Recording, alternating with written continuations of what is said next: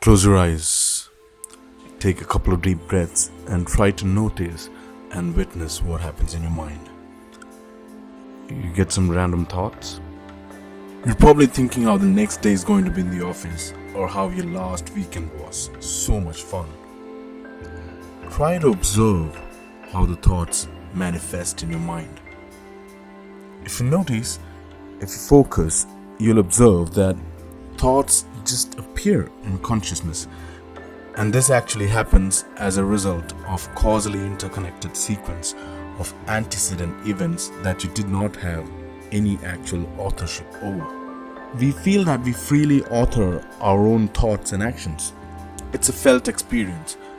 When deciding whom to marry or which book to read, we do not feel compelled by prior events over which we have no control.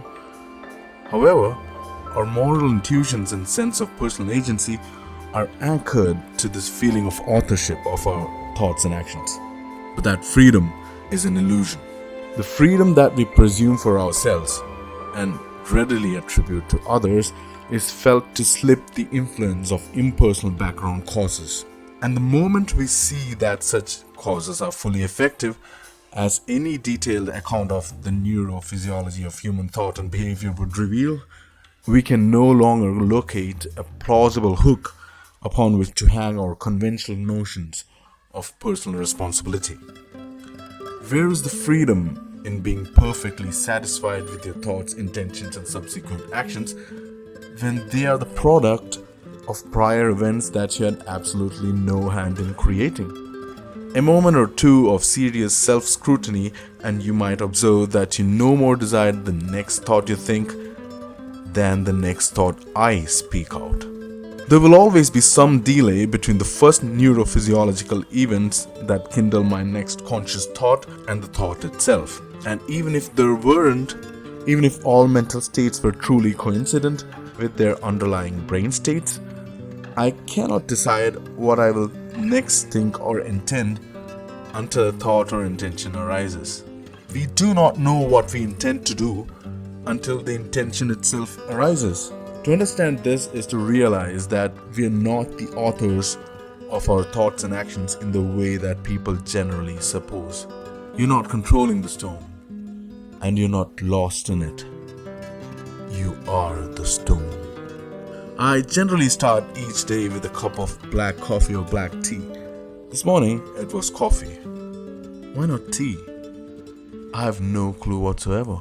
I wanted coffee more than I wanted tea today, and I was free to have what I wanted. The thought of wanting tea never occurred to me. Am I free to do that which does not occur to me to do?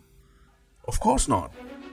The choice was made for me by events in my brain that I, as the conscious witness of my thoughts and actions, could not inspect or influence.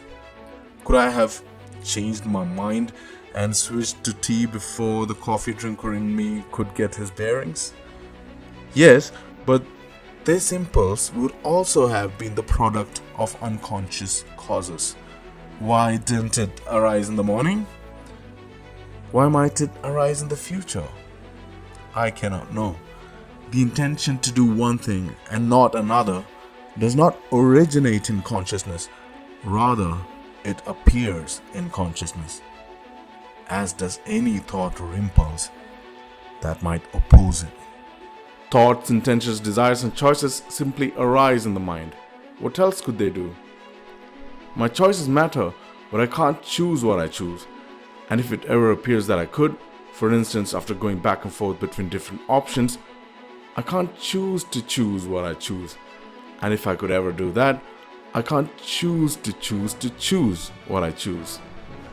If you notice, there's a regress here that always ends in darkness. We're not creating our thoughts. They just emerge in consciousness. We're not the authors of our thoughts. We can't choose our thoughts before we think them. For that, we'll have to think them before we think them. And that's just impossible.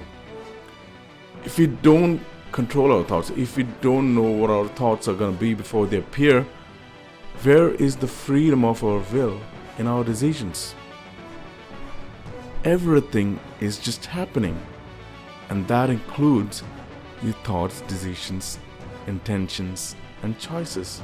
Did you like this simple and intriguing argument against free will that I call the thought regress argument? Tell me in the comments below. And for more such arguments against free will and interesting content and topics, subscribe to my channel and stay tuned and stay